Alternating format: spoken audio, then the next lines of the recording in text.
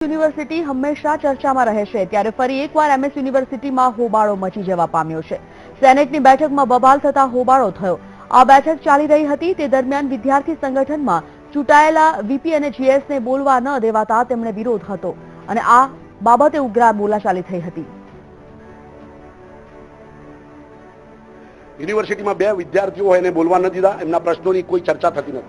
સાથે સાથે યુનિવર્સિટી માટે સૌથી શરમજનક કે 200 કરોડની જમીન સરકારને મફતના ભાવે આપી દીધી।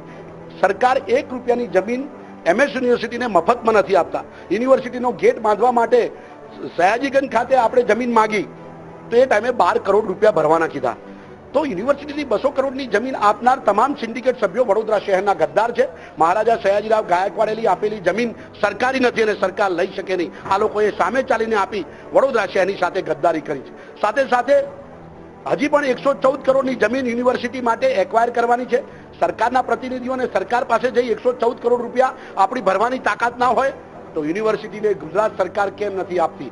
જ્યારે વાઇસ ચાન્સલર મેડમ આવે છે, રજિસ્ટ્રાર મેડમ આવે છે અને એમની સામે જ્યારે પીપી કાનાની એવું કહે છે કે મેડમ તમારી રજૂઆત નથી સાંભળવાની, મતલબ અમે લોકો સેનેટ મેમ્બર છે, અમે લોકો ગુંડા નથી કે એ લોકો પોલીસ પાસે અમને કરી દે છે અને એ દિવસ અમને પોલીસ અરેસ્ટ કરીને લઈ ગયા હતા છતાં મેડમ કંઈ નથી બોલ્યા। બસ આ જ બધી રજૂઆત અમે કરવા ગયા છે, એમને ખબર પડી ગઈ કે અમે શું રજૂઆત કરવાના છે એટલા જ માટે એ લોકોએ અમને બેસાડી દીધા।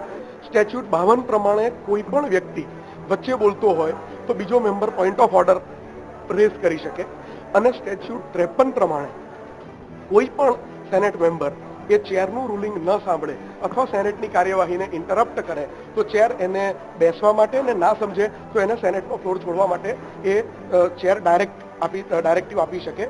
આ સંજોગોમાં સેનેટ કોઈ પણ સંજોગોમાં સરખી રીતે ન ચાલે એ પ્રકારની મનોવૃત્તિથી આવેલા વ્યક્તિઓ આજે હજુ તો પહેલો એજન્ડા ચાલુ ના થયો હોય અને 2 સેનેટ મેમ્બરો વેલમાં જતા રહે એટલે કોઈ પણ સંજોગોમાં સેનેટને સ્મૂથલી નહીં ચાલવા દેવી। આ માનસિકતાથી જો કામ થાય તો પછી